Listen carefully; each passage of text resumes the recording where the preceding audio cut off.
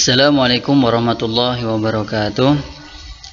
Innal hamdalillah wassalatu wassalam ala Rasulillah nabiyina Muhammadin ibni Abdillah wa ala alihi washabihi wa man wala wala haula wala quwwata illa billah.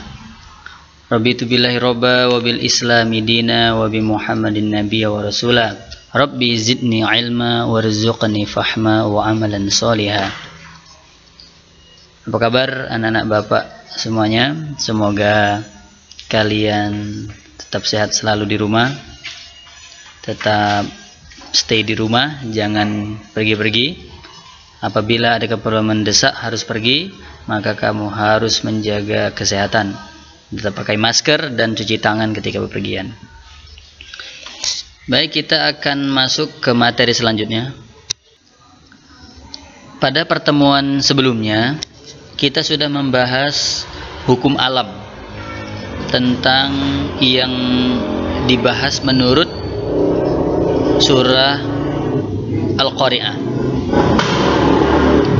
Artinya kita sudah membahas konsep pelestarian alam menurut surah Al-Qari'ah. Nah, sekarang pertemuan yang selanjutnya ini kita akan membahas tentang konsep pelestarian alam menurut Quran surat Al-Zalzalah. Baik. Nah, sebelum kita memulai, sebelum Bapak menerangkan pelajaran, sebaiknya kamu catat di buku catatanmu Quran surat Al-Zalzalah ini. Tapi dengan format seperti biasa ya. Setelah ayat di bawah artinya. Kamu lihat di Al-Quran tafsirmu atau di juz amma artinya. Seperti biasa, ayat arti. Jadi kamu paham di situ tulis ayat dan situ artinya.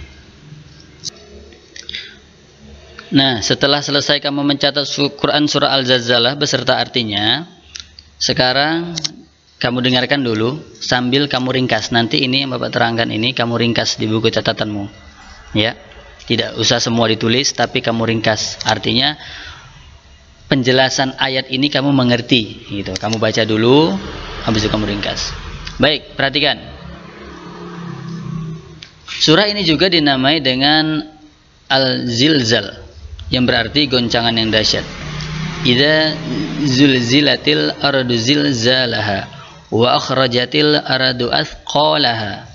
Ayat 1 dan 2 ini menerangkan tentang gambaran hari kiamat. Ketika itu bumi bergetar, bergoncang dengan goncangan yang sekeras-kerasnya, yang belum pernah terjadi selama ini. Ketika, coba dengarkan, ketika Gunung Sinabung itu meletus ya, dahsyat sekali. Apalagi ini gambarannya, goncangan yang sekeras-kerasnya yang belum pernah terjadi sebelumnya.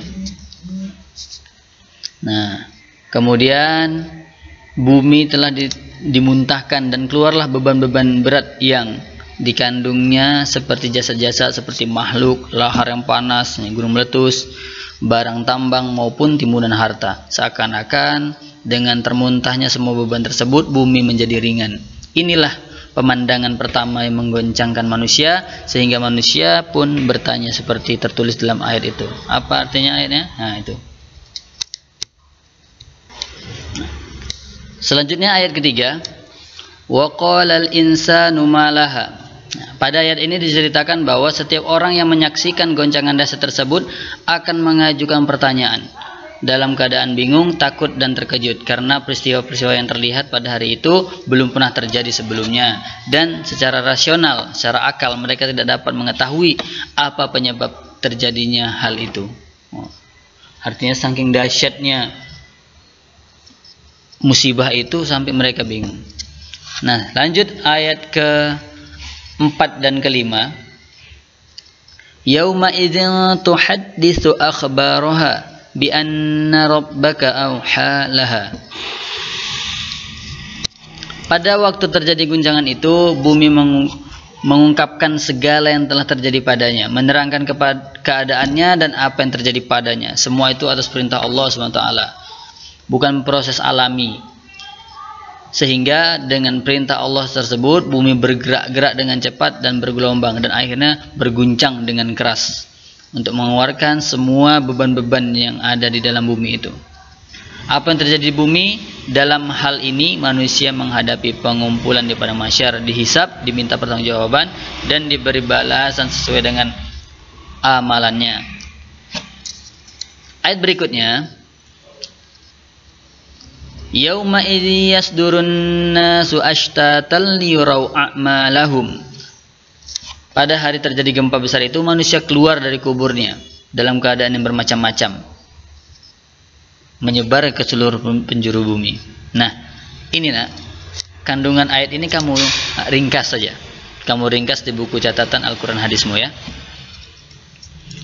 Ayat ke-8 dan ke-7, faman ya'mal mithqala dzarratin khairan yarah wa man ya'mal mithqala dzarratin syarran yarah.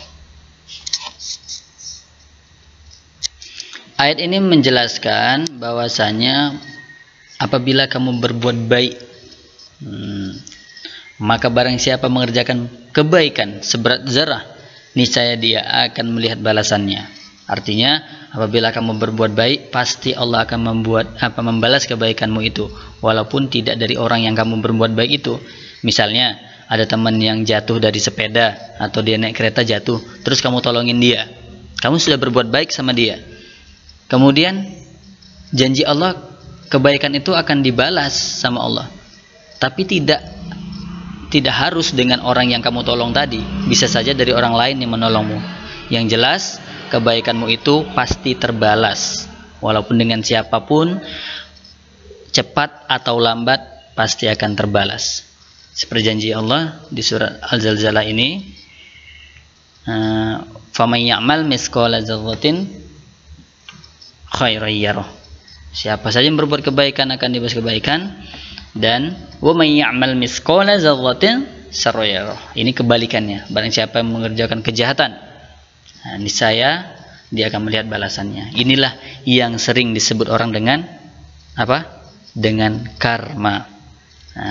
Orang yang berbuat jahat pasti akan kembali kepada dia kejahatan, walaupun tidak dari kita. Inilah yang sering kita dengar. Dia tuh kena karma. Ya seperti ini, ayat ini. Orang yang berbuat kejahatan walaupun sedikit, niscaya dia akan melihat balasannya.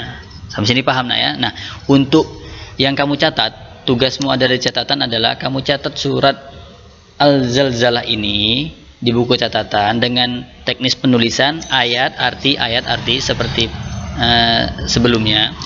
Kemudian untuk penjelasan ayat kamu rangkum ya, dirangkum, kamu baca yang poin-poin pentingnya itu kamu salin.